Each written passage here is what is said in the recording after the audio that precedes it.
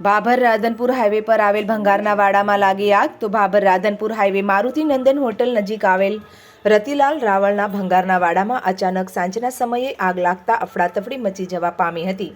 આગની જાણ થતાં ભાભર નગરપાલિકાના ફાયર ફાઇટર દ્વારા પાણીનો મારો ચલાવીને આગને કાબૂમાં લેવામાં આવેલ. જોકે આ ઘટનાની જાણ મામલતદાર અને પોલીસને થતાં ઘટના સ્થળે દોડી આવેલ. ત્યારે અચાનક આગ લાગવા પાછળનું કારણ અકબંધ રહેવા પામ્યો છે. આજુબાજુમાં રહેતા લોકો મદદે દોડી આવેલ. મારે એ બાબતે તમે શું કહેશો? હવે સાહેબ હું તો વાળો વધારીને નીકળ્યો હતો બરાબર, એટલે હવે એમાં તો હાલ કેવી રીતે કઈ અપીલ કરી? અત્યારે કેટલો નુકસાન તમને?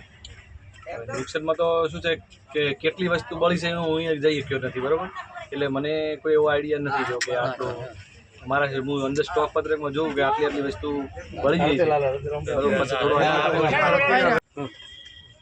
બરાબર. આજે તમે કઈ જગ્યાએ વાળો જે તમને નુકસાન થયું એ બાબતે તમે શું કહેશો?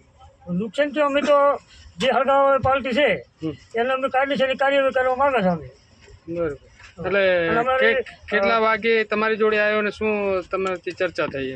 ચર્ચામાં એવો હતો કે હું હાજર નહોતો સાહેબ, અને મારા માણસ હાજર હતો.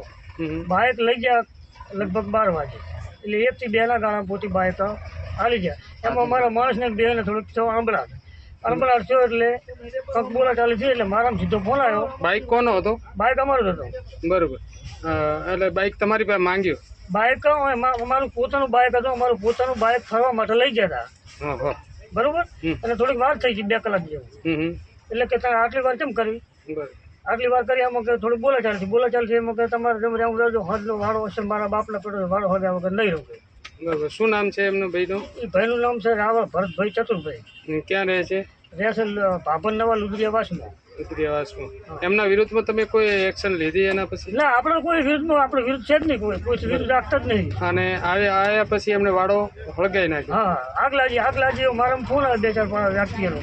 ફટાફટ હું 5-6 વ્યક્તિ અમારા રાવળવાસની અંદર ફોન કર્યો તો અમારા રાવળવાસ બધું આજુબાજુવાળા બધા ખૂબ આવી ગયા હતા. બરાબર. અને એના પછી તમે બીજી કઈ જગ્યાએ જાણ કરી? એમ જાણ તો નગરપાલિકામાં જાણ કરી હતી. નગરપાલિકા પછી શું તમને? નગરપાલિકા મારા લાઈફ બગડે પણ અમે ગમે વ્યવસ્થા કરીને તમારે મોકલી દેશું. તરત તાત્કાલિક મોકલી દીધું આપણે. બરાબર. અને એના પછી કોઈ બીજે પોલીસ કે એમાં? પોલીસ વાળા આવ્યા હતા, મારા ફોને આવ્યા હતા, અને આખી પોલીસની ગાડી આવી હતી, 2 ગાડીઓ આવી હતી. એટલે કે એક જણું કે શાંતિ રાખો બધાય, એક જણો તમારી જે વ્યવસ્થા હળગાઈ બધું ઓલવી રાખો, પછી અમારી જરૂર પર અમે આવશે ને તમે આવો તો અમારા રસ્તા ખુલ્લા છે. બરાબર. એટલે પોલીસે એમ કીધું પછી અમે આવશું? એમ પોલીસ ગાડી પડી જ છે ને ગાડી એ પહોંચાયા હતા. બરોબર. હા, અને આ રીતની ચર્ચા થઈ. એ સાહેબ આશરે અમને સારું હાલ્યું એમ. બરોબર. અને કેટલું નુકસાન હશે આશરે તમને? નુકસાન અમારે આશરે 3.5 થી 4 લાખ રૂપિયા નુકસાન. શું નામ? સ્ટોક છે બધો લખેલો પડ્યો. શું નામ આપનું? મારું નામ રાવળ રતિલાલ પુનાભાઈ.